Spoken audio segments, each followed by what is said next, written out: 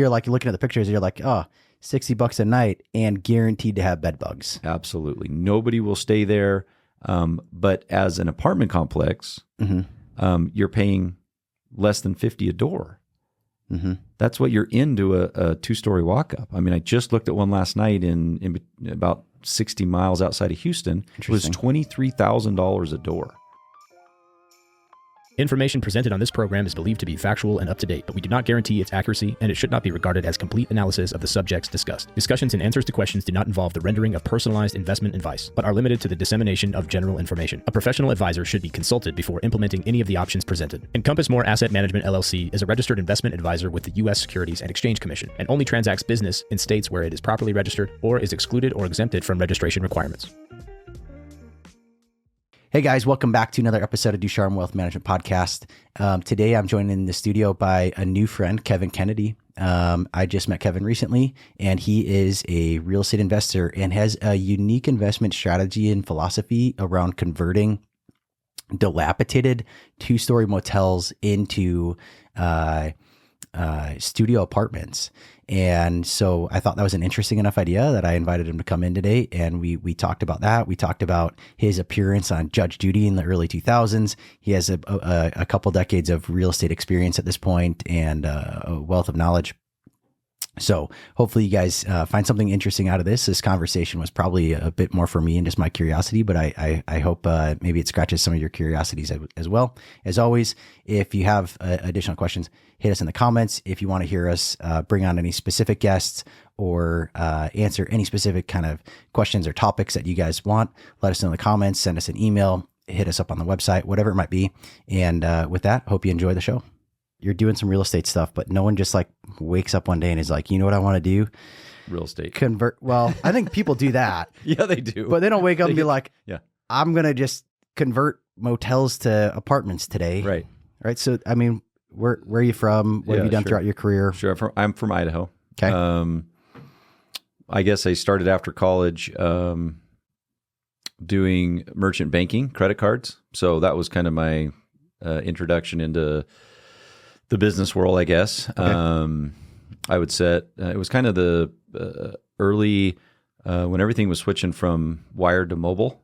Okay. So it was 1999, and I was setting businesses up with mobile credit card machines. So taxi cabs, flower delivery, a lot of fireworks stands. Yeah. So anyway, that was kind of got me started. I'm still getting paid off companies I set up in 1999. Wow. So residual income I got super interested in, and then just used that income to buy my first properties. I owned some student housing. I was on Judge Judy in 2006 because a snake got lost in an apartment complex that I owned, and I got sued for the snake being lost. And anyway, owned various real estate over the years. And I got to ask a quick question Okay. about that. All right. So I've heard Judge, like, I'm not a TV guy normally. Yeah. But that was big when I was a kid, Judge Yes, Judy, right? yes. So this is kind of funny. Second to Oprah in the ratings, it blows me away. But I heard she's not a real judge even. It's like not. No, she is. She is. She is. And so the way it works is you go on the show and you sign a thing that says this is legal. Yeah, and it's like, she's a judge. But the show pays if you lose. That's the fake part about it. So whoever loses, the show just pays. The show to the winner. Picks up the tab, basically. The tab to the loser. So it's all legal. She does 30 episodes a day, takes 2 weeks off, 30 episodes a day, takes 2 weeks off. I was episode number 3 of 30. And the producer was like, you're going to win. Here's your evidence. So it's all fake, Because they've already like pre-adjudicated it, basically. I was the only one with a legal document. I had a lease that said no pets. Oh, okay. And so, so the producer's like, I've been doing this long enough. You're going to win. Yeah. But anyway. So it's like a binding arbitration. Yes. Really. Yeah. I don't, she's a real judge. And so it's legal in the California, what she's doing, I guess. I don't know. But anyway. So, I lost a tenant lost a 9-foot python in my apartment complex. That is what nightmares are made out of. Big enough to eat babies. I mean, it was a disaster. It was a circus. Anyway, you can still Google it. That's funny. I was on Letterman, Leno. I mean, it was a big deal. It made national news. It was on that CNN reel every 30 minutes talking about the 9-foot python lost in apartment buildings, still looking, because it was lost for a long time. Did they find it? And all my tenants left. Yeah, finally I had to pay to get it. I actually used a snake camera, that's what they call them. So to go into the walls, and we found it 2 apartments down, living above a girl's shower. They can go like 6 months without eating and like a month without drink. So it was just hanging out, waiting for something to come out, and it just wouldn't come out because they just go forever. And the thing was like massive, it was 9 feet, like that wide. It fit through a little tiny hole in my wall. And that's why she sued me, was because somehow it's my fault that I was a crappy landlord and had a little tiny hole in my apartment, even though she signed the thing. So I got sued. So So you got sued by the Python owner? I got sued by the Python owner. Oh my gosh. Because I evicted her. And so she sued me for wrongful eviction. In the state of Idaho, you can't evict single women between the months of like October and April. You can't throw single women out on the streets. Yeah. Because, it's cold in Idaho. Yeah. So there's laws to protect them. Somebody in her family told her, hey, there's laws that protect you. And you need to sue this guy for evicting you. It was the only person I ever evicted in, I think, all my years of being a landlord. And I mean, national news. And it was to Today's show. It was a big deal. And that episode of Judge Judy actually beat Oprah in the ratings, which almost never happened, because it was Oprah 1, Judge Judy, which blows my mind that, syndicated TV, those were the top 2 shows back in the early 2000s, Oh man. So anyway, that's okay. My real estate experience. career took me all over the place. How I got into the motel to apartment conversion was I reconnected with a guy that I knew, and he just told me what he was doing. He's like, hey, I started this thing in 2019 where I'm taking old, dilapidated, rundown, poorly managed motels, mostly 2-story walk-ups. We have this criteria that we're looking for. And he's like, I'm converting them into apartment complexes. I'm like, I want in.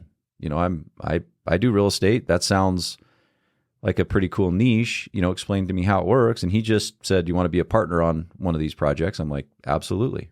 So I got into it, and then now I'm, kind of doing my own thing, and I'm still partners with him, but yeah. So okay. Yeah. So I think like real estate's really interesting. The fact that, it is from an arithmetic standpoint, right, one of the riskiest investments you can do, right? So it's like high from an arithmetic standpoint, right? So, like it tends to be highly leveraged. It's sort of like all or nothing. Like it works out and it's really great, or you potentially lose all your money, right? However, people that invest in real estate, because it's a lot easier to understand than like, trying to do a valuation on an insurance company as like an investment, or a small cap a small manufacturing company or something, right? Yeah, like sure. It's easier to understand real estate, like for most people. And so they feel like because they can understand it more, they have an edge and they can manage the risk themselves to some degree. And so they feel like it's really a safe investment.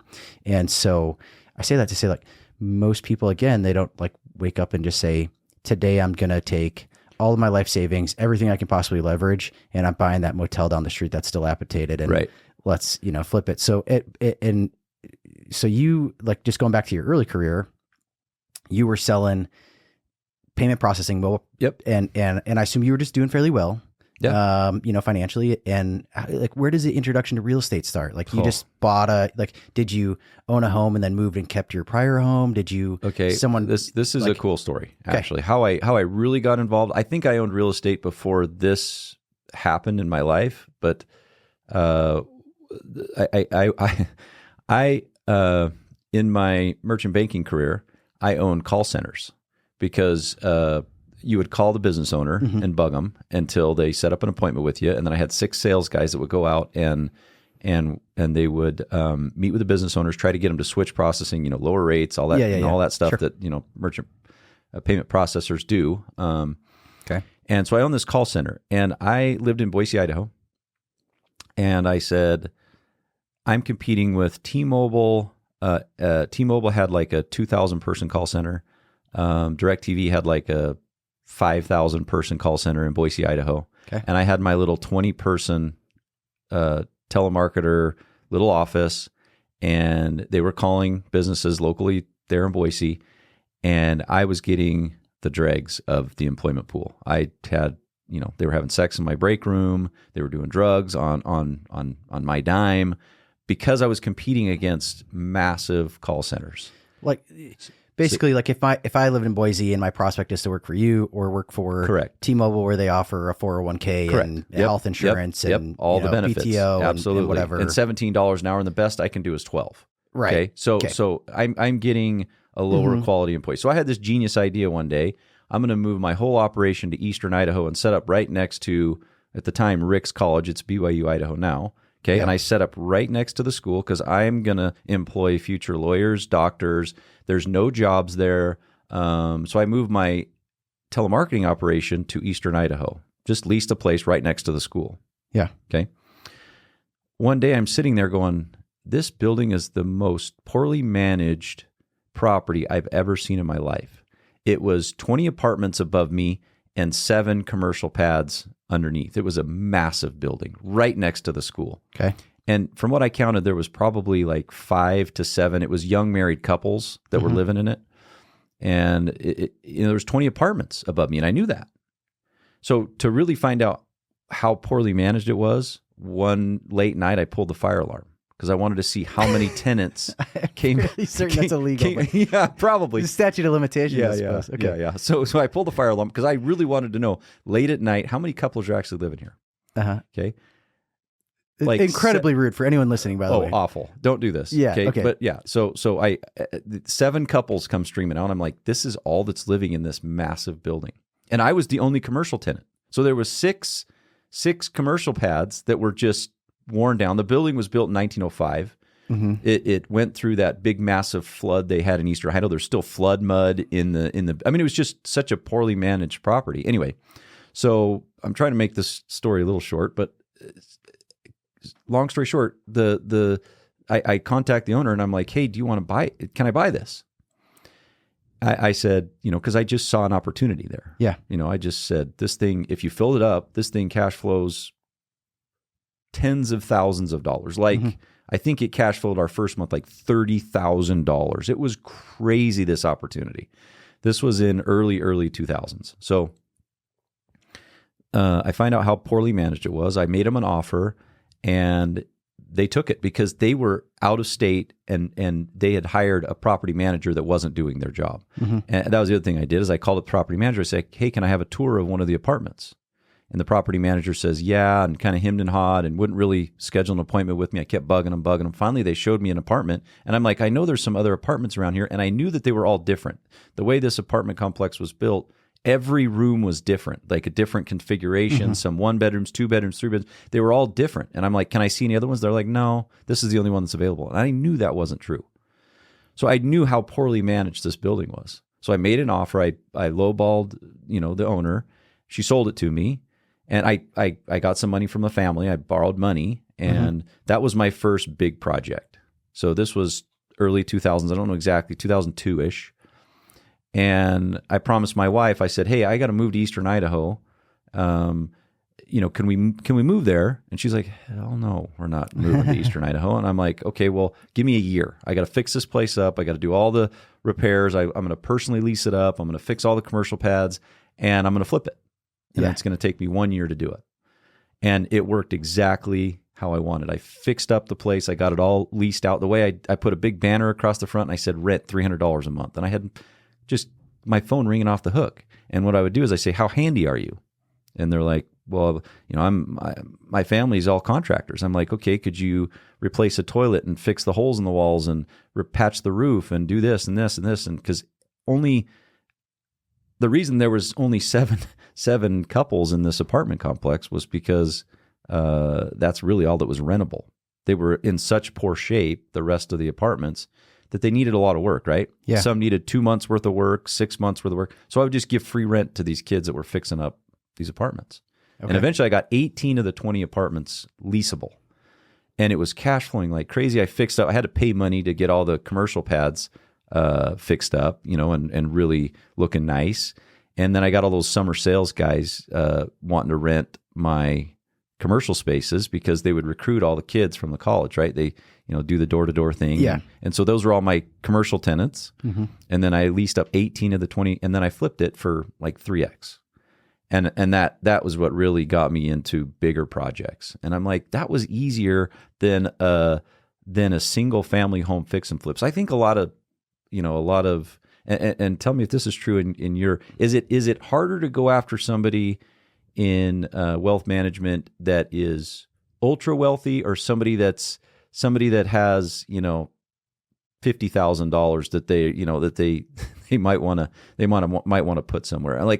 Like, is there that much difference? What do you mean by that? Okay, so like somebody that's ultra wealthy versus somebody that's not ultra wealthy. So I make $150,000 a year, doing fine. I'm W-2 employee. Mm-hmm. How hard is it to get that person as a client of yours versus somebody that's like very wealthy? Like, I'm curious now. Okay. So tell me the differences between going after one of those two individuals. So in the wealth management kind of in the industry, you really, you break down, typically, like everyone has their own little bit definitions, but it kind of goes like this. You go, like middle America, right? Or mass market, sometimes is what people call it. Mm-hmm. Then you go into like what you call mass affluent. And that's your people that are, like your everyday people that, but they've saved well. They're like, what I mean? They're set up okay for retirement. They're great. They have a sizable retirement account. They, are likely going into retirement without a mortgage, right? Like they're, that's what you would call like the mass affluent. Okay. That's typically anything where they have investable assets less than $1 million. Okay. But you're probably more than like, 300,000-400,000, right? So you're kind of in that's like the mass affluent space. And then you go into high net worth, which is $1 million. And that would go up to like 1 to 5 million. Yep. Over 5 million, you typically call that ultra high net worth. Okay. Or, and then it kind of varies. Like once you get into like that space, beyond $5 million of liquid net worth, right? So like 5 million, like hey, I have $5 million in my checking account. Beyond that, mm-hmm. That's where you start getting more of like the institutional competition. Mm-hmm. And you have, at a certain level, like once you get closer to like $100 million of net worth, you start having like family office competition. Mm-hmm. Maybe in the $50 to $75 million, you might have competition with like fractional family offices. Mm-hmm. If all else being equal, and here's my experience, because I've helped people, I've done a lot of pro bono, just giving people some advice and help them out, especially early in my career, in our community. People that would be middle market, right? The people that make okay money, but they're really don't have much going for them financially. They're trying to figure out how to maybe start getting ahead. Mm-hmm. And then we do a lot of work primarily with the mass affluent and high net worth is kind of like our segment. It's actually easier to get somebody as a client, and we tend to have better engagements with somebody that's high net worth. Mm-hmm. And that was my point. Yeah. It's like, typically because they understand the value that you can provide more, and there's more complexity where you can add additional and increase value as well. And is it also because, they may use other, the other avenues with their wealth? In other words, here's a piece of my wealth, could that be why versus, or is it just, easier as a, well, like we don't get paid just solely to manage assets in every engagement. And so like we have clients that, have assets other places that we're still advising them and working them with them. Yeah. It's not just, about, just give us all of your assets. Right. If we're not managing it all, and we don't want for us. That's not our model. No, I just find there's a spread between, sure. Like, so in that $1 to $5 million range, you've met me now, you know who I am. Sure. What's the, versus if I was younger, didn't have much money, wasn't established in my career, didn't have investable assets, didn't have, a net worth of in that range. Anyway, I guess I'm trying to compare it to what I've learned over my career in real estate. Like, it's just as easy to do a 200 room apartment complex, actually a little easier. Yeah. Because you're dealing with smarter people. All the way through from the bank, from the seller, from, that $120,000 fix and flip in Detroit, is not easy. Yeah. There's noise around it. There's, everybody is on TikTok, Instagram, pitching these fix and flips in Detroit or, central Utah and things like that.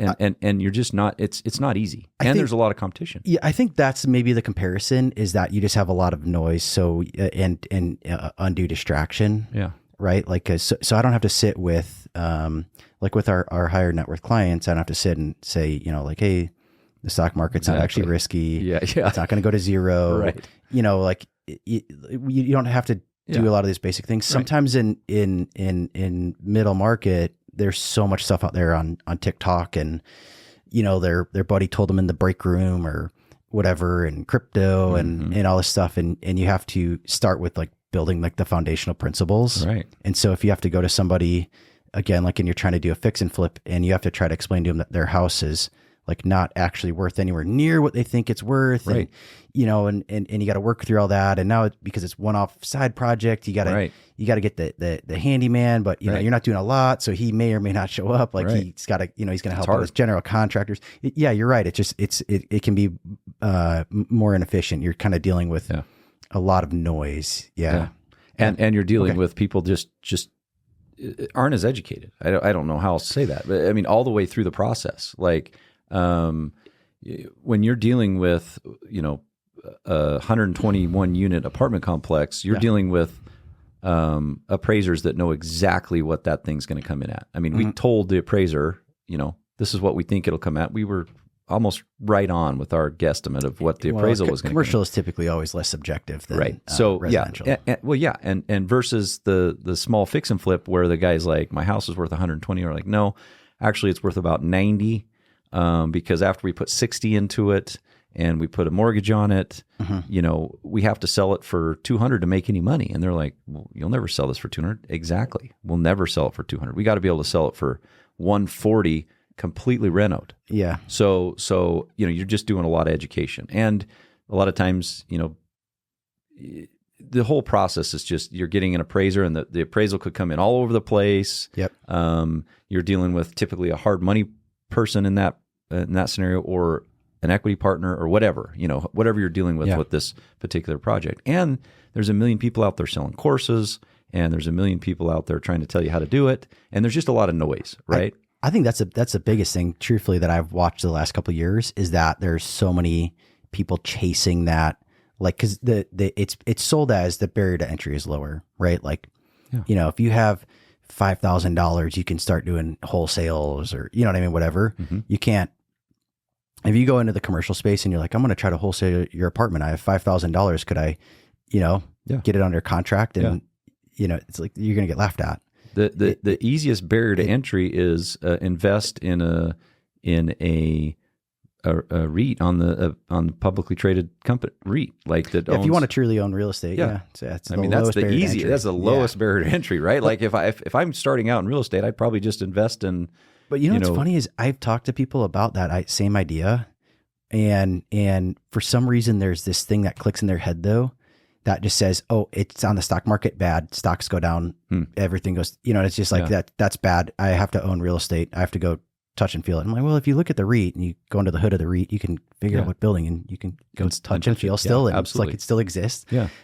There's also single asset projects like I'm doing too that you can invest in. So there's plenty of opportunity. Yeah. But it's like you said, there's all this stuff out there about buy my course. You can do this too. Like Airbnb arbitrage was so big for a minute. And wholesaling and all the stuff. Yeah. Which like I'm not saying there isn't merit to any of those things. It's just a very crowded idea. And what you learn from the stock market, anyone that's been involved in equity markets or bond markets or these publicly traded markets that are really liquid, is that the more the more people looking at it, the more transactions that happen, the more all of this, it becomes more efficient.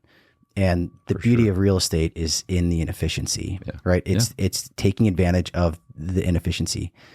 Those inefficiencies don't happen in, you know, large, highly paid attention to markets. I mean, they supply still can, but supply and demand creates that equilibrium where it's way harder to have an edge. Right. Yeah.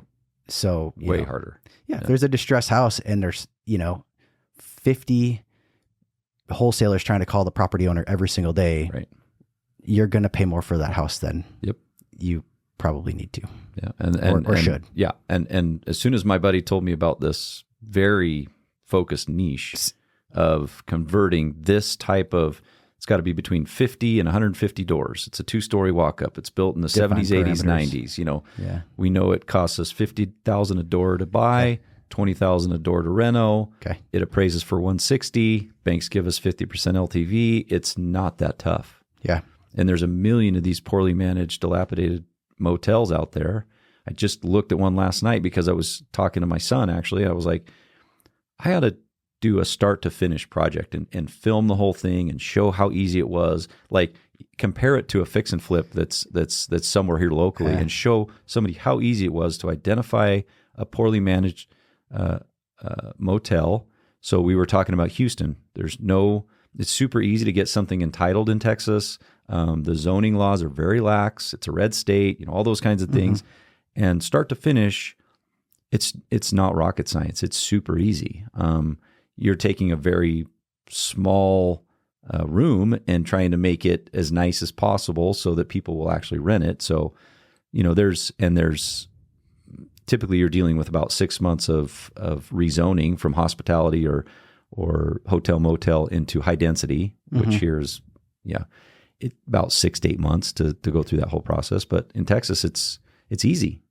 And, so what I'm doing is actually easier than a fix and flip. Easier if you understand, you've seen it done, or somebody can hold your hand through the process. So it's super easy. So, I mean, it's to me, I'm just like, I don't think I'll ever do anything else because I don't hear any noise about anybody else doing this. Yeah. And yet that's how it works. Right. Yeah. I mean, I know there are other people doing it. There's one here in St. George that Switch Point. I don't know if you've heard of that. It's a not for profit doing it. We're pretty big supporters of Switch Point in my other business. Big fans. So she converted that Motel 6 up there into Section 8 voucher housing. So there are people doing it. And we have some government grants and LIHTC stuff and Section 8 stuff, but I think going forward, we're going to just let the market determine lease rates. We're not going to do the government money, mostly because when you turn around to sell it, there's a lot of restrictions. If you take government money or you do LIHTC tax credits and all those kinds of things. So what about QOZs, like the qualified opportunity zones? Yes. Right. Yep. Same exact thing, right? So exactly. Yep. Yeah. Definitely big cautioner on that. Can be a great tool, but need a lot of help from CPAs in understanding your exposure on the tax liabilities there. We started going through the LIHTC process with attorneys, and we got like 8 months into it, and we just bagged the whole thing because it wasn't worth it. It was just so complicated. And I'm not familiar with the LIHTC. It's just tax credits through a state. I don't even know what it stands for, but it's just tax credits here in Utah. If you in Utah, if you're willing to essentially, keep rents under a certain percentage of market rent, they'll give you tax credits back, and it's opportunity stuff. Okay. And so we started going down that road, and we were just like, oh man, this is too complicated. It's not going to be worth it in the end. It was like $1 million worth of tax credits, and we just didn't follow through. But so when you start getting commercial though, like sometimes people think like, $1 million sounds great, but if you have to hold your rents so far below market value, and then you go to sell the property at a capitalization rate, like you might have traded $2 million of equity for $1 million in tax credits. Yes, exactly. Cap rates also are determined by the rent, obviously, and Section 8 voucher stuff rents for like 25% more than market. Right. So that also increases so sometimes Section 8 voucher stuff will help you on the cap rate when you go to sell it. But there's just so many restrictions when you go to sell it. And I have enough clients that have Section 8 housing. Yeah. There's the thing that I find a lot of people don't build in enough to their assumptions on that is the capital expenditure and rehab costs on tenant turnover. 100%. And we have because we go lowest. We try to beat the rents. Yeah. Market rents. Yeah. But still let supply and demand play out what we rent stuff out for. Yeah. We have. I mean, our eviction process is we open up a new apartment complex, and first month we may have 16 that we have to evict, and we do double deposits.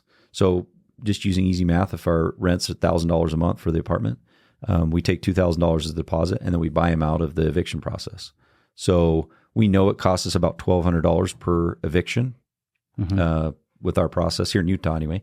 And so we'll just give them $2,000 to leave. So month one, we have about 16 that don't pay on a 100 unit because we're low market. I mean, we're if average rents are 1,300, we're 900.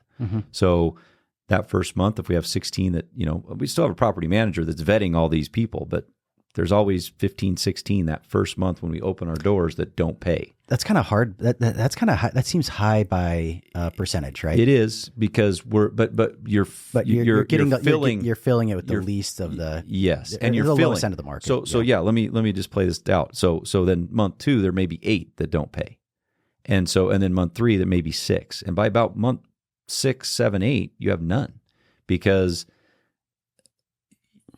you're the lowest rent in the marketplace. Yeah. So they don't want to lose that.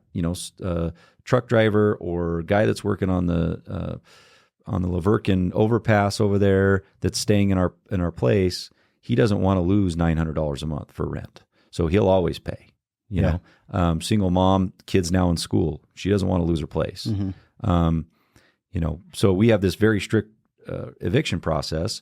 But mostly we're just buying people out to, they've stayed there for 2 months. They haven't paid. We give them their $2,000 deposit back and they leave. Now you're saying that's on an apartment complex that you go by that is already occupied and you're going into, or you're saying that's after you do this kind of motel to apartment conversion and then start the lease up process. Correct.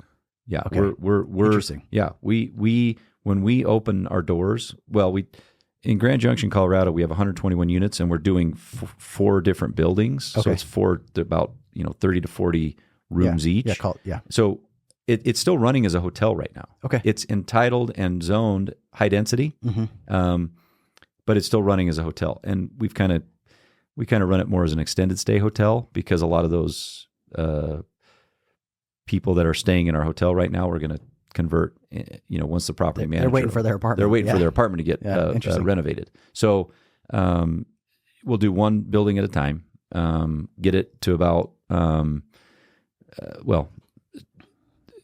we first started this process in 2019, it took a month to do 2 renos, 2 rooms a month with a group of like 8 contractors. Okay. Now those same 8 contractors do about 40 rooms in a month. I mean, it is crazy. As long as the asbestos is removed, as long as there's fire suppression, all those kinds of things. I mean, how much more efficient we've just been because we know, boom, boom, boom, boom, boom, down to the mini split that we're putting in. Yep. Whatever it is we're doing per room, we just bust it out. Economies of scale, right? And efficiency. Yeah. They just got so much better. Yeah. You refine the system. And we've found the best guys to do these renovations are guys that were renovating hotels already. That was their, they know how to renovate hotels very efficiently. You'd be amazed how quickly some of these large hotel chains can get in and out of their, it's like days how quickly they can renovate a floor or 30 rooms at a time. It's amazing. How'd you go about finding those subcontractors? We're vertical, so we own the property management company. We own all the contractors. So it's vertical now. We subbed everything out initially, but now there's like 52 employees of property management, accountants. We're vertical. So so we own it all. Start to finish. So we just hired the best. So you just hired the best contractors and said, if we liked them. Yeah. The only thing we don't own is the asbestos removal and the fire suppression. Those two things are very specialized. I cannot think of something less that I would want to own. Right. But asbestos removal companies make a ton of money. I mean, our bid on Grand Junction was $800,000. The low bid was $800,000. Yeah. So it's a very specialized thing that, we don't own. We don't have any employees that know how to remove asbestos. If they say, hey, we'll give you a discount. They don't know how to do it legally and safely. Legally and safely. Yeah, we could do it. Yeah. Yeah. It's not a complex process. There's permitting. If you don't care about cancer. And every state's different. And so that sounds like something that's a great opportunity for outsourcing. Yeah. Anyway. Okay. Man, that's like that's a really interesting process. It's interesting to think about the sheer economies of scale when you just have a process and a system that you repeat it enough times. And if I was like, I've flipped real estate myself, and like single family residential, it's tough. Yeah, it is a ball buster. And did you actually flip, or were you a landlord ever? Flip. Okay, you flipped it. Okay. Because that's a whole nother. There's a whole nother complexity. Yeah. All that. So yeah, and I'm not trying to like get into that. Yeah. My point is that so even if I went out and said, okay, I'm going to flip for a living, and I will constantly have, let's say, 2 doors going at every given time. My average time of flip is 2 months, right? By the time I rehab, get it on market, sell it, right? So I'm constantly. It's 24 doors a year. Anyone that's flipping homes as like a small flipper, that would be like a lot of volume. And you could make some good money, but after 2 years, you're going to have done 48 doors, and every single one's going to be a little bit different. You're 120 doors in one project, right? It's like, so the velocity of experience comes quicker per unit. And the unit economics then improves because of your 100%. Efficiency, dialing that in. And then you're able to look at more strict parameters because there's less noise in the market, and say, okay, well, I'm looking for something that is specifically, whatever you said earlier, 2 stories, 60s, 70s, 80s, run down, good zoning, good state, whatever, instead of being like, I'm looking for anyone that's trying to sell a single family home off market, and there's 800 other people that want to do the same thing. That's really interesting to think about to me, because people always think, well, once you get out of single family like that, they expect the profit margin to be the largest in that, because there's typically the least amount of headache and expense in all the stuff that people definitely don't want to spend money on. And what I mean by that is like the legal expense, the zoning, dealing with the zoning, dealing with attorneys, dealing with contracts, dealing with all that stuff. Right? Like, you have to be a very professional operator when you're dealing with something that's 120 doors versus, I mean, I didn't know anything. Like I flipped a home. Yeah. I mean, I know something, but you know what I'm saying? I'm not a real estate operator to the point that I would go on my own and say, I'm going to just tackle 120 doors myself. I'll do this reno. Like what you did in Idaho was pretty, like, I'm like, that dude, that took some intestinal fortitude to a certain degree, right? As that being your first project. Right. Like, well, it wasn't my first, but it was my first big one. Yeah. It was my first one, that was, multifamily. Okay. So yeah. I thought that was like your first project ever. No, it wasn't. Man, you have some stones, some fourplexes and some things like that along the way. Okay. But yeah, but I want to get back to something you mentioned. I think I agree with everything you're saying. But I could take somebody like you and say, let's just go find a 30 to 50 unit old rundown walk up in Houston area, Dallas area, Austin area. And you'd be surprised that the whole process was probably, even with rezoning, especially in Texas, the whole process start to finish probably easier than a single family fix and flip. There's nothing to it. Yeah. That's why there's no noise about it, but nobody's really doing it. There's and every time I go on LoopNet and I look at old rundown hotels and motels for between $30,000 and $50,000 a door. There's just a million of them. I'm the first person that's calling on them. Nobody wants these because they're looking at it from a hotel perspective, right? Yeah. They're looking at it. Well, I can't compete with the Flags, the Marriotts, the Wyndhams, the Hiltons. They're nice, They've got their niche now of the 3 and 4 story interior corridor. They've got these, things dialed, and they rent for 120 to 180 a night, and they're just minting, right? Yep. And you've got these 2-story walk-ups that were built in the 70s, 80s, 90s. They're old, they're mismanaged, nobody wants them. I'm like, I want them because I know. Yeah, you pull them up and they look like they have, but like you're looking at the pictures, you're like, oh, $60 a night and guaranteed to have bed bugs. Absolutely. Nobody will stay there. But as an apartment complex, you're paying less than $50 a door. Mm-hmm. That's what you're into a 2-story walk-up. I mean, I just looked at one last night in about 60 miles outside of Houston. It was $23,000 a door. Yeah. Now, there wasn't a huge population around that, but I bet you you can buy something like that for $23,000 a door and make the numbers work. Now, there's parking issues and whether there's even enough people that would support paying, and you might have to go down to $600-700 a month. But the math it cash flows. I mean, it doesn't take, when you're paying $30,000 a door and you're 20 to, our average reno is, we've got some down to $17,000 a door. Yeah. If there's no asbestos and no fire suppression needs, so that's already there. So there's no asbestos and there's already is fire suppression. But I don't even know if in Texas you need fire suppression for an apartment complex. Who knows what the requirements are in Texas? Never done one there. But I know here in Utah and Colorado, where we do business, you have to have those two things. No asbestos, fire suppression, and those are our two big expense as far as the reno goes. Because all we're doing is on the back side of the bathroom where the plumbing already is doing a kitchenette. Nice fridge, a burner, nice microwave. Yeah, making these studios, they're little tiny studios, and sometimes we knock out a wall. We do, we do 1 bedrooms and 2 bedrooms, but not that often. Yeah, because for the most part, it's studio apartments. There's just a single dude living in there that's working on the Laverkin overpass. That's our tenant profile.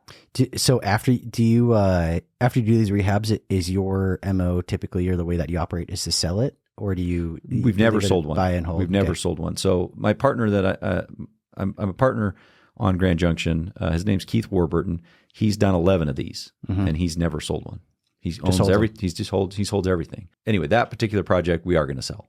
Okay, so you sell one. What does that sell at typically? Like what? I guess like maybe a better way to even ask this is like, so when the banks go to value it and you take a loan back out against it or whatever it is after the project's done, typically valuing at what, a 6 cap, 7, 8, 9, a 7 cap.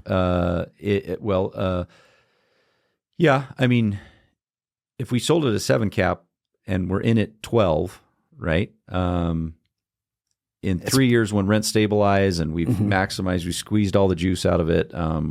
We got a 96% occupancy rate, very low turnover. We've kind of maximized all the increases in rents. It usually is a 2x from what we're into it. Okay. So, from what we buy it for to what we sell it for, I'm assuming it's going to be 2x. All his projects are worth double what he's in. Sure. They appraise for double. Yeah. That's what's amazing. Yeah. So, yeah, but we sell for normal cap rates. 7, 8, 9%, to a real estate investment trust or, whoever. Just list it. We just list it through a broker that we've had good experience with. So, interesting. Yeah, just sell it. There's this big debate out there.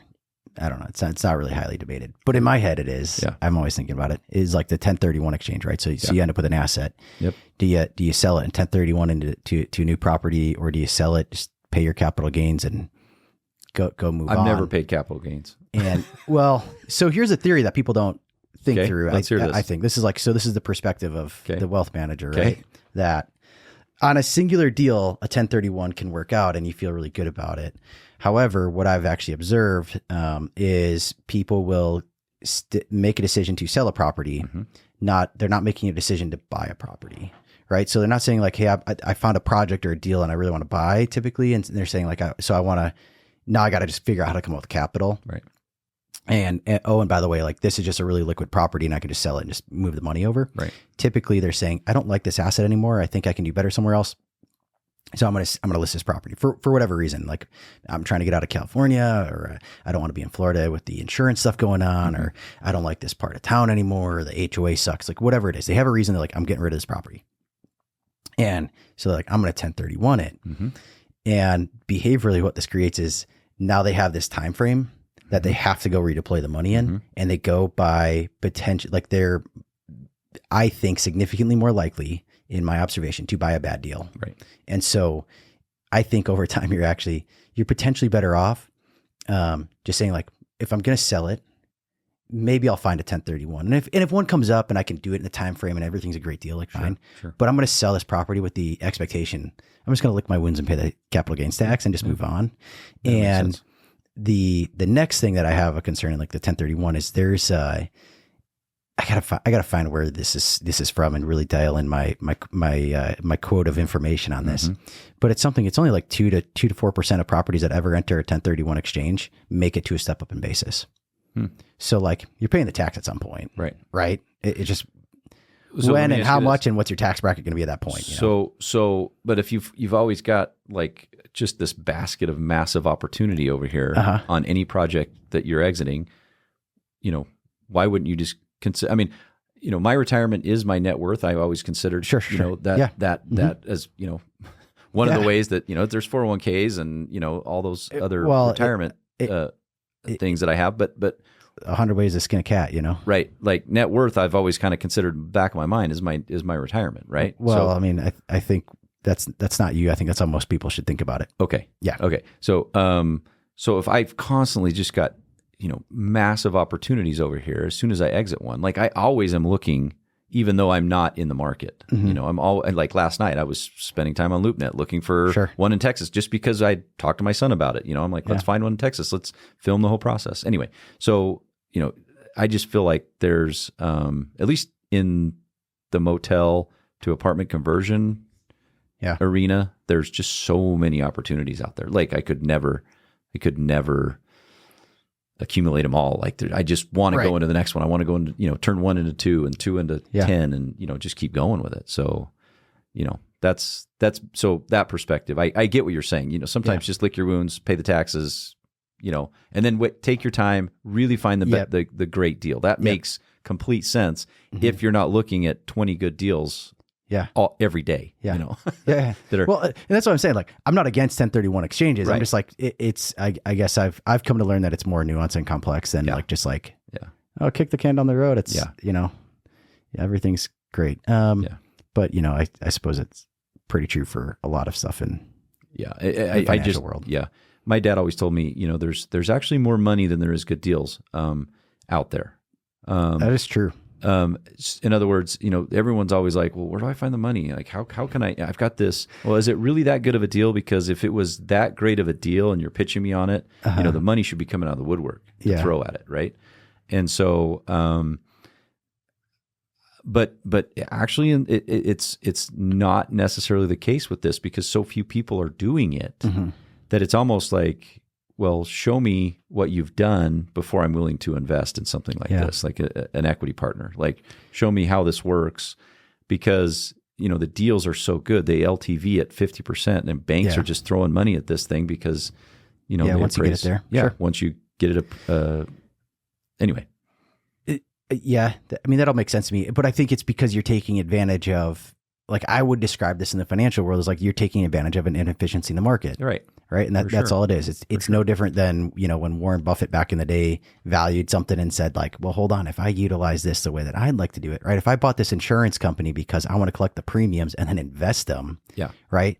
Now I'm valuing it at a different way. I found this inefficiency and I can buy this insurance company and, everyone else was valuing it based upon the cash flows it created. I'm valuing it based on what I can do with the cash. You know what I mean? Like what I can do with the reserves it brings in. And, and that's sort of Well, I'm going to use your inefficiencies, concept.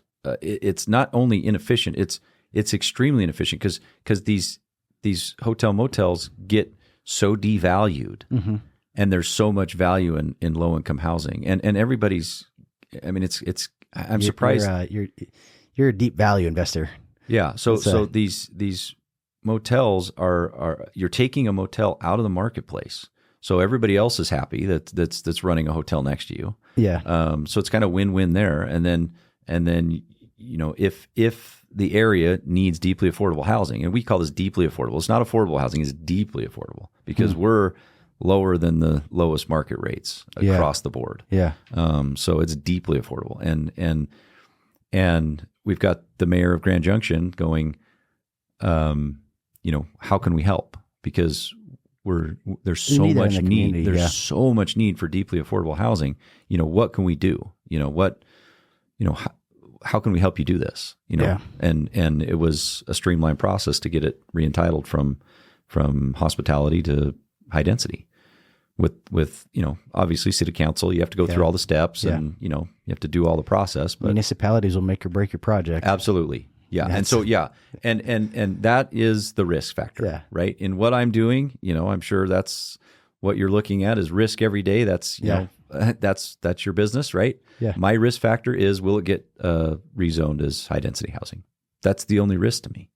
I mean, not the only risk, but do you feel that way? Is that your sentiment because you feel like you're buying at such a deep discount, like your margin of safety is so great that as long as this one risk of the rezoning doesn't, cause a major issue, then it doesn't matter if your, projection on cost of rehab material or drywall or paint or appliances is off. There's so much margin from the discount you're sort of buying at that you think that there's not really a lot of risk that way. Is that? Well, I will pay more. I will pay more for a motel if I have zoning in my pocket. So I was looking at Zion Inn in Laverkin and converting that into, it used to be a boys' home. Now it's I don't want to disparage anybody. It's not that, it's a poorly run motel in Laverkin. Okay. And I went, and before I made an offer on that property, I went and met with city council, the mayor. I said, this is what I'm thinking of doing. What do you think about rezoning it back to high density housing? And they're like, as long as you put some commercial, like we want SR9 to be commercial. We want that to be commercial, facing SR9. So if you take those two buildings up there and you turn them into commercial, and you take the gym that used to be for the boys' home and you make pickleball courts and you let the city of Laverkin use them, we'll rezone it high density housing. So I had that in my back pocket before I even started the process of making an offer on the project. I would not, if it was going to get stuck as hospitality, I just wouldn't, no matter how good a deal it was, I wouldn't buy it. Yeah. So I want to de-risk it as much as possible. And you just have to go meet with people. You have to take, Mayor Gubler to lunch, and you have to, do all these things, before you're just de-risking the process. But everybody wants low income housing. Not everybody. Everybody wants it. Most people don't want it in their backyard. Correct.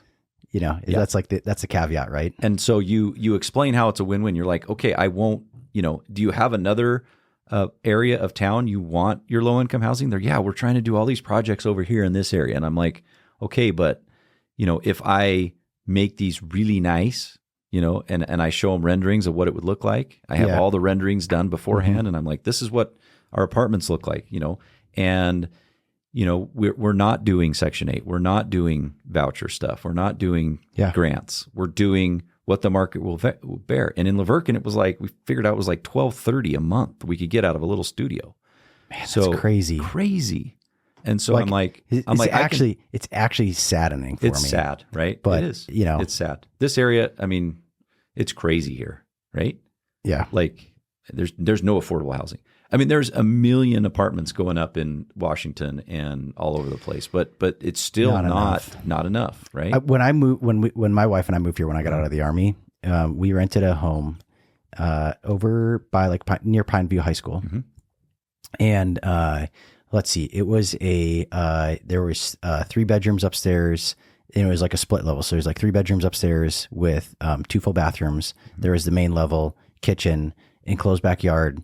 Then there was like the little split level like bonus room type deal. That's what I use for my office. There's another bedroom and a bathroom right there. So that what takes it to four beds and 3 baths. And then there was a basement and way bigger than my wife and I needed, but it was hard to find a rental back then. Yeah. And we needed to have a place signed so we could tell where the Army were to drop myself off at, right.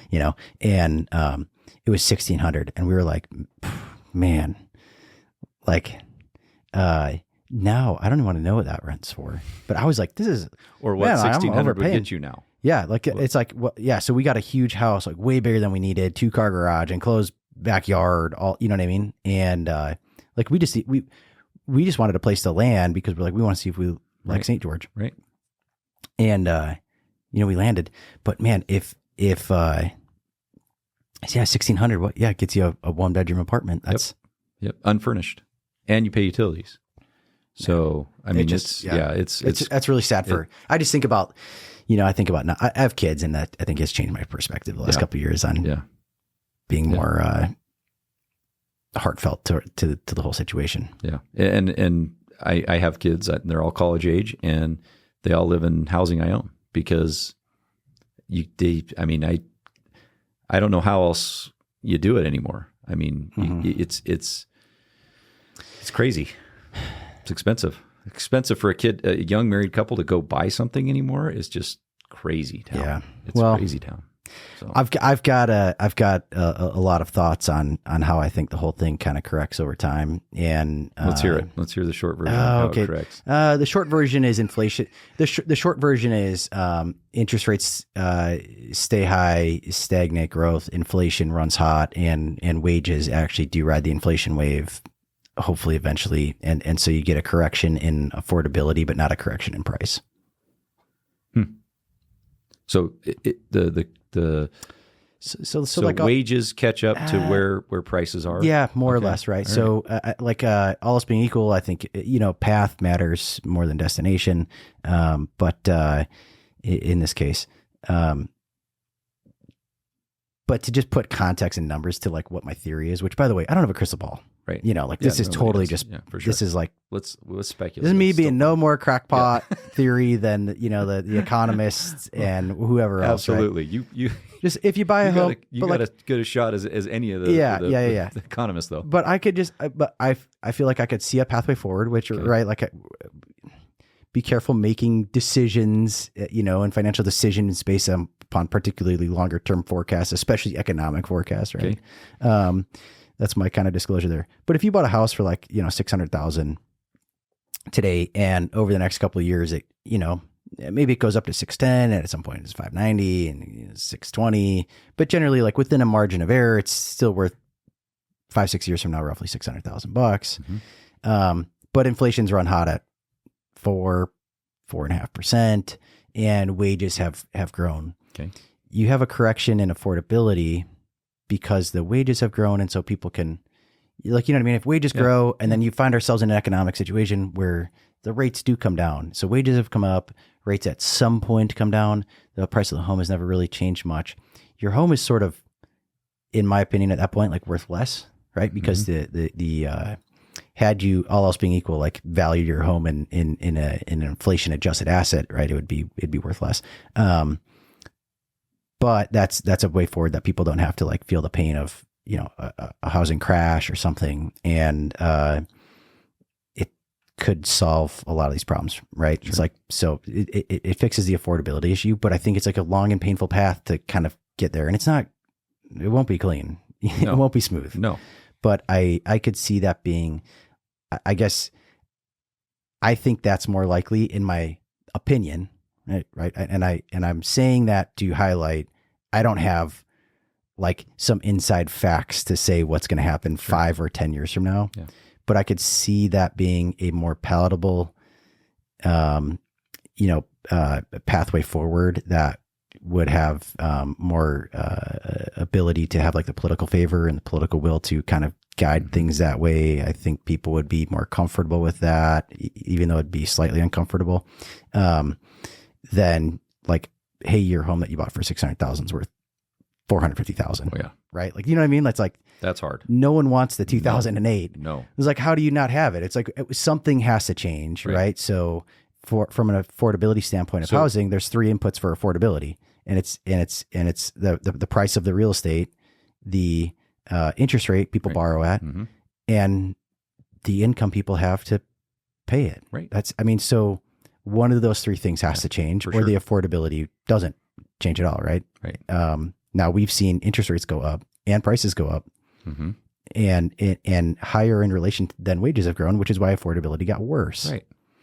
And the last kicker I'll add on that is that I don't think interest rates are coming down the way that people are hoping they do. I don't either. So I'm stuck with an asset. I own an RV park in Hurricane, Utah. It's 46 pads. It's for sale right now. I got an incredible interest rate when I built it. It was land left over from the 2008 mess. It was REO, bank owned. I bought it from the bank.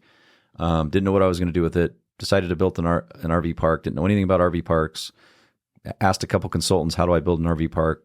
They walked me through the process. I built one, and I have this asset, and I borrowed money really cheap. Now I'm ready to sell because I want to take that money and do more motel to apartment conversions. Yeah, and I list it, and every single person that I talk to wants me to own or carry. I've talked to 100 people, and 99 of those want me to own or carry because my interest rate, the price I want for my RV park, doesn't pencil for anybody at 8-9% interest rates.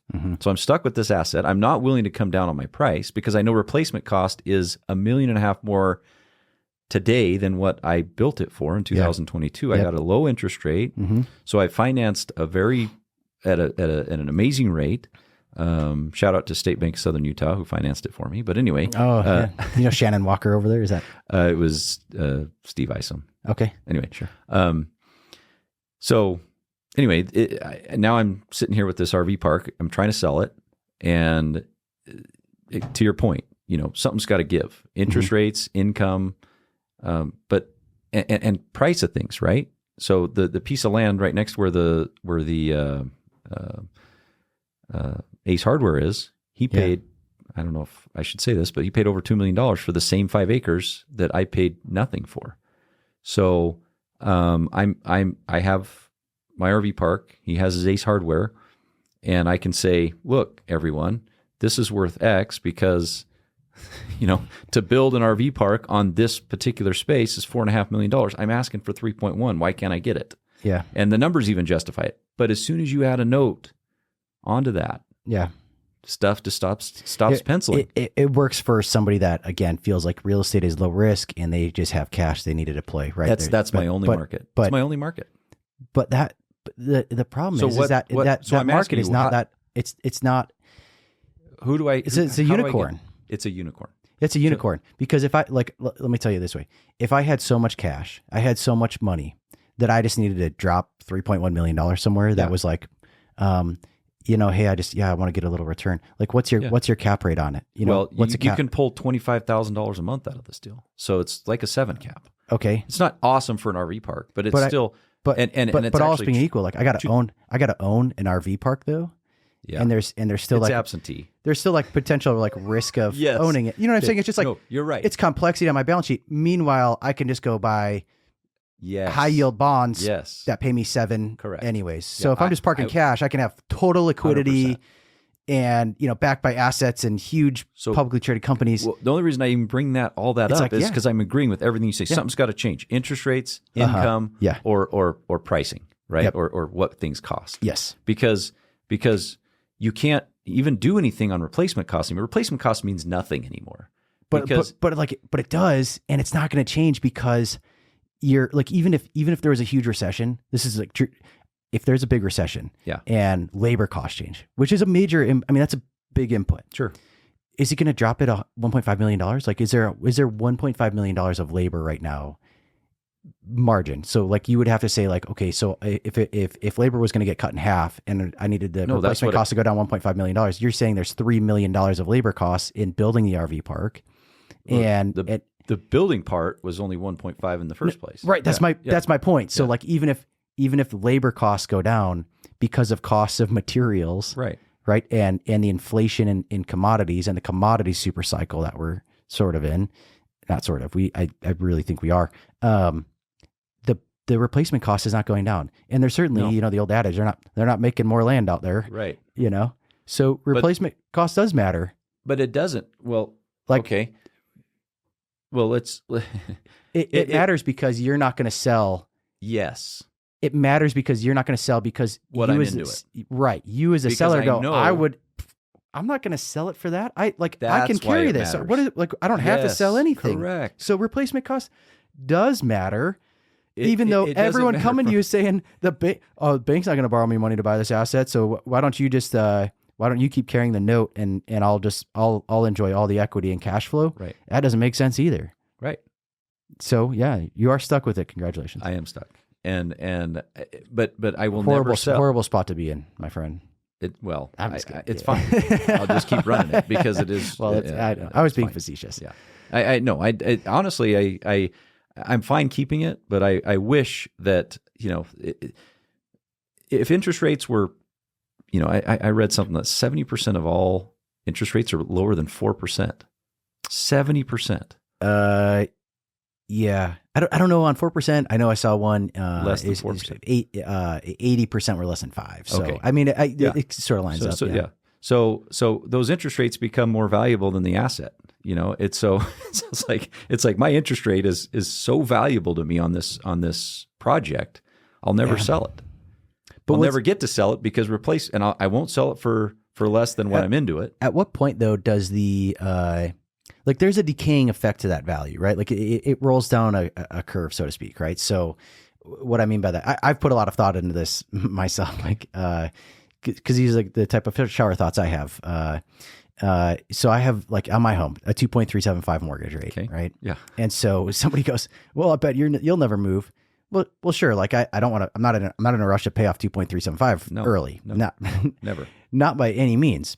But at what point do I just have $50,000 left on a mortgage that the home's worth $2 million or something, right? Sure, because inflation over time and whatever. And so now the loan's gotten paid down, but the asset has just grown so much in equity that I'm going, it becomes somewhat of a rounding error. Mm-hmm. And what do I potentially want to now? I think about personally, primary residence is totally different than real estate investments. Mm-hmm. So this next line of thought doesn't track the same way, but I'm sitting on all this equity. I want to go redeploy it into something that's more productive. Mm-hmm. I'm not going to sit and say, well, I have a 2.375 on $100,000 left. If I could redeploy, an extra $1.9 million of equity. So at some point, right? If your RV park, for sure, I don't care for you to tell everyone, but let's say, so you're asking, it is for sale. So we can talk about sales price. Yeah. $3.1 million. I listed it for 3.8. 3.8. The highest offer I've got is 3.1. Okay. So 3.8, so let's say it's worth 3.8. Okay. And let's say you're carrying, $2 million initially. And you got this great rate. 1.6. Okay. You're willing to tell everyone. Great. Okay. I wasn't going to make you tell. It's okay. Right. And so right now you're going man, my rate's so low and replacements cost high. But if inflation runs hot and there's great economic growth in the area, mm-hmm. and there's more demand and the rents go up, mm-hmm. and the vacancies, are remain low and, mm-hmm. and all this stuff. And just at what point do you say, and I know I got $1 million left on. I got $1 million left on the note, but this thing's worth $10 million. Right, it'll happen. I got it. You know what I mean? They're not rezoning anymore. RV parks. Mm-hmm. We know that Zion National Park is the second most visited national park in the world now after Yellowstone. Do you know that? Yellowstone 1, Zion 2. It's unbelievable to me. Interesting fact toss on that. Okay. The most common foreign country to visit Zion National Park, which country sends the most visitors, if you will? I don't know how to phrase it. China, France. We get all sorts of Frenchies at our RV park. Yeah, that all makes sorts sense. They fly into Vegas. They rent those 1-800 RV Class C RVs, and they all stop at my park on the way to Zion. Yeah, that's funny. I speak French. Je parle français. Yeah, I get to talk to them. So I love it. I love it. I didn't know that, but that's I didn't amazing. know that either. That's a cool fact. I found out. I thought, that's interesting. That. Anyway, but I totally believe it. There's a ton of Dutch. Mm-hmm. There's a ton of Germans. They all fly into Vegas, and they do this loop, mm-hmm. and they rent their RVs in Vegas at one of those rental places. There's a ton of them, and they just take those Class C's around. Zion, Bryce Canyon. Yep. Arches. Yeah. They go into California sometimes, and anyway. But anyway, so I'm stuck with this asset right now with current things. With what you were talking about, with something's got to change. Wages, interest rates or prices. Mm-hmm. And I can't sell an asset that I would think, 2 years ago, everybody would have bought it because they could have got cheap money, and everybody was RVing after COVID. Yeah. And my numbers actually have gone down over the last couple of years because people are RVing less and less. Yeah. There was this massive spike after COVID. Everybody bought an RV and everybody decided to RV. And so, cap rates in 2002 were crazy. And then, now I'm low, but 2025 is going to come back. I hope. We'll see. We can always hope. we can always hope, Kevin. Yeah, I know. Well, Zion is, people are not visiting Zion in June, July, and August anymore. There used to be these massive spikes in Zion, and now people are realizing it's 110 degrees even up there. So anyway, well, and you have to park 8 miles away from the park, and you're dealing with figure out a logistical buses, the French buses, the Chinese buses. I won't go up there. I won't go up there in the summer. Yeah, all the locals. No, we won't go in the summer. But anyway, yeah. So it's my seasons are. I'm very seasonal. It's spring and fall and a little bit of winter for the snowbirds. That's me, and I'm completely empty when everybody else is full in the RV world. So June, July, and August, I couldn't pay somebody to stay there for $60 a night. So it's just too hot. Yeah, their ACs can't keep up, and so they'll come from Vegas. They'll fly in from France. They'll get in their Class C. They'll drive into the RV park, and they flip on their little AC because it's power's included. And they're like, forget it. And they're like, it's 85 degrees in here. No, they just drive to somewhere that's a lot cooler.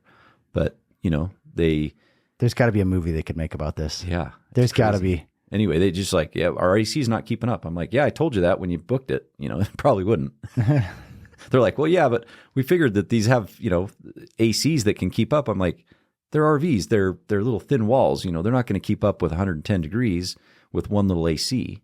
Even those big Class A's with the 3 massive AC units, throughout them, they can't even keep up. Yeah. Anyway, I don't know much about RVs other than they depreciate. I don't like either. Crazy. I've never owned one. I haven't, and I hope I never have to even consider owning an RV in my life. I like them now because I own an RV park, but I don't know. Because they pay the bills now, so I'm a big fan. Yeah, I love RVing. Everybody should RV. No, I don't know. I've never owned one. I don't know anything about them. I know that the ACs can't keep up in the summer because I lose all my clients in the summer. But anyway, I feel like every good comedy movie involves an RV. Yeah, like the big rolling turd. Yeah. It's interesting, but I'm gonna use a couple of things that we've talked about. The French thing, and what were you saying earlier that. Out of all the enlightening things I may have said, I love that the most important was that the French are the most common. The Frenchies love the French love Zion National Park. Frenchies love Zion. Yeah. Well, they love me, so I'm going to have to promote more to the Frenchies because I'll make it. I'll even French speaking host. French speaking host. I'm absentee. I'm never there. So yeah. But anyway, it runs itself. Well. So I've got a saying: if you are a real estate investor, I've got a saying about real estate, and it's that if there's not room in the deal to pay for a property manager, you didn't buy an investment, you bought a job. Yeah, for sure. Yep. I don't want anything that I'll ever have to. That project in Eastern Idaho, I was full-time property manager, but I created so much value just by it was such a dilapidated asset. You got to pay your dues at some point. Yes. Yep. Yes, Yeah, I worked my ass off for 1 year to get that from, flood mud. That was the hardest year of my life. As far as work goes, I was just nonstop reno and filling it up and landlord and dealing with snakes and Judge Judy and everything else. Was that was the Judge Judy building? That was the building. Yeah. Yeah. Oh, man. So that was the snake was lost in that building. So yeah, it was a circus for 2 weeks. That still makes my skin crawl. Yeah. Oh my gosh. Yeah, I lost. Anybody that had a baby immediately as soon as they heard, and she posted signs around the whole building. Be careful, she bites, because there's oh no, there's boas and pythons. This was a python. So pythons latch and then constrict. Okay. So, and it was big enough to eat babies.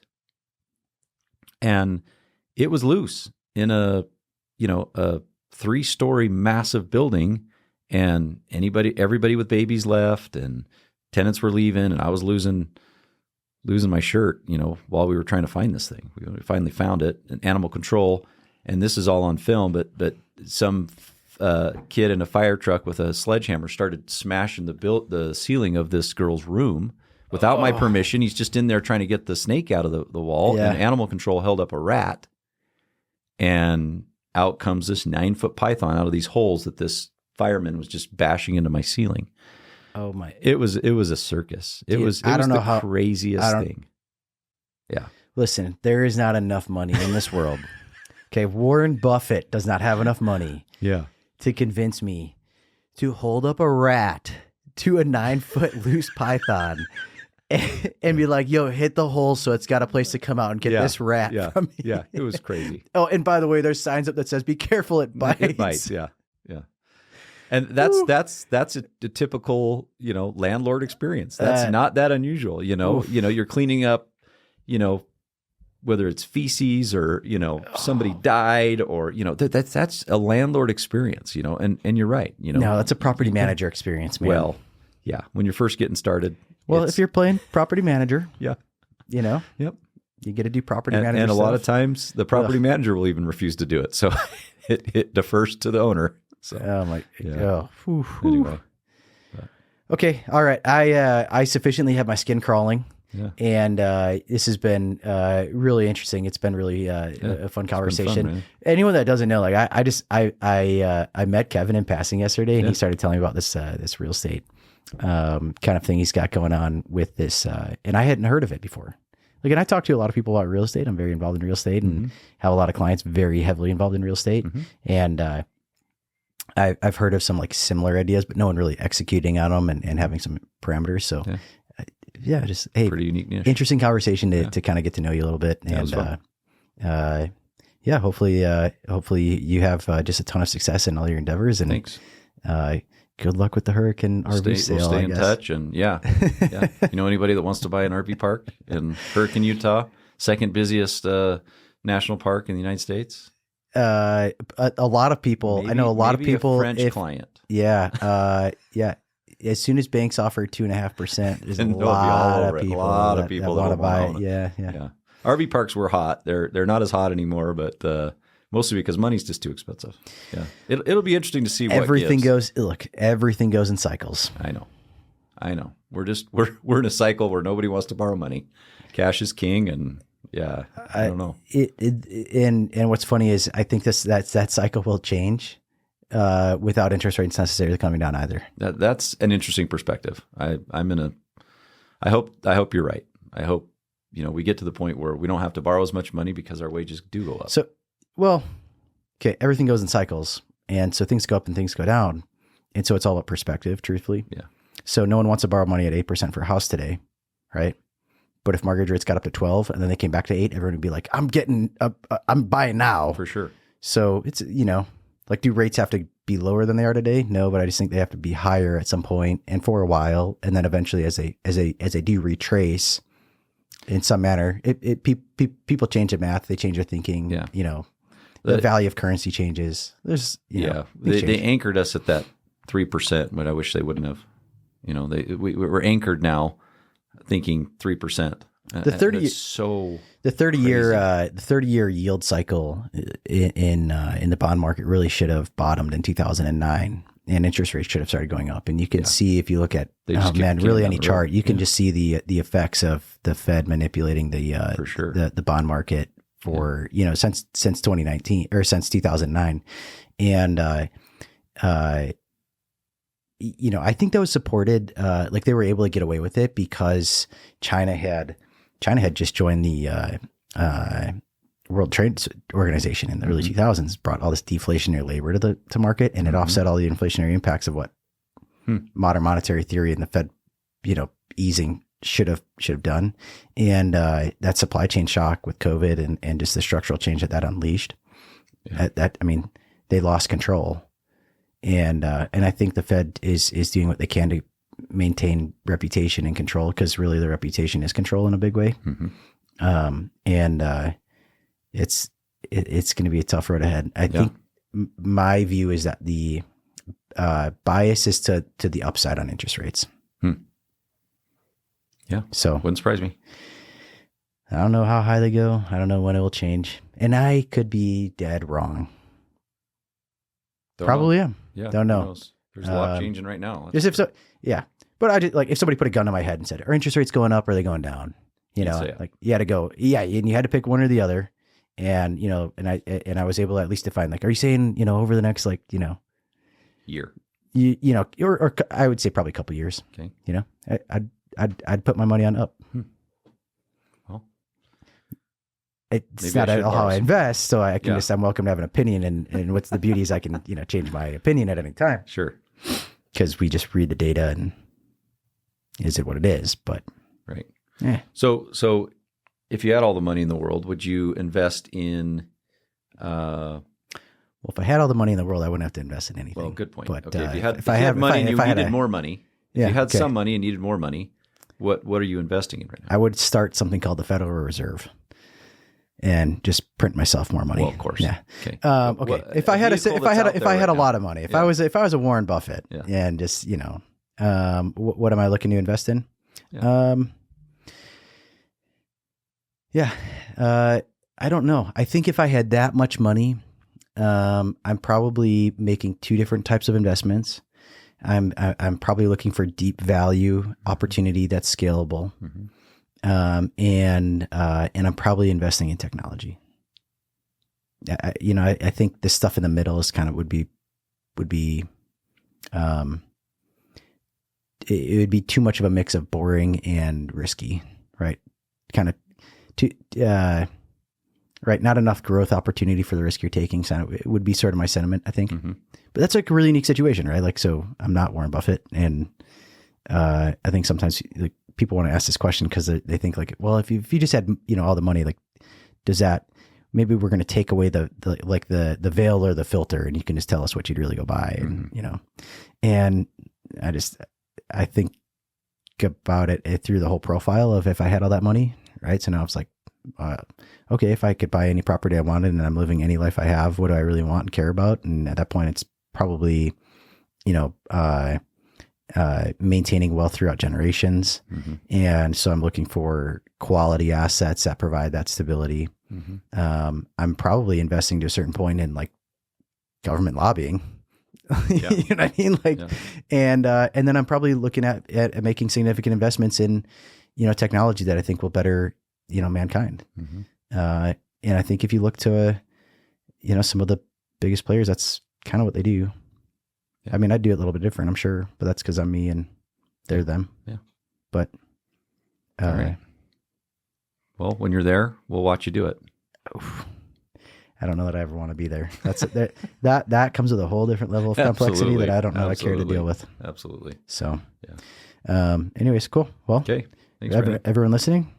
If you have additional questions about anything here, you know, hop in the comments, let us know. I'm happy to bring Kevin back on if people have a bunch of questions. We can do another one. Okay. Do a follow up. Whatever. And we will see you guys all out there. Okay. Thanks, Brandon.